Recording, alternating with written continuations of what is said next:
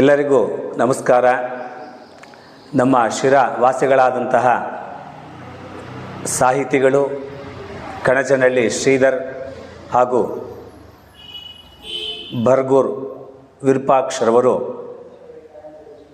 ಪರಂಪರೆ ಅನ್ನುವಂತಹ ಯೂಟ್ಯೂಬ್ ಚಾನಲನ್ನು ಅದರ ಉದ್ದೇಶ ಏನು ಅಂತಂದರೆ, ಪರಂಪರೆ ನಮ್ಮ ಶಿರಾ ತಾಲೂಕಿನಾದ್ಯಂತ ಇರುವಂತಹ ಇತಿಹಾಸಗಳು ಮತ್ತು ಅದರ ಹಿನ್ನೆಲೆ ಹಾಗೂ ಅವರ ಇತಿಹಾಸಕಾರರ ಒನ್ನತೆಗೆ ತಿಳಿಸ್ತಕ್ಕಂಥ ಒಂದು ಪರಂಪರೆ.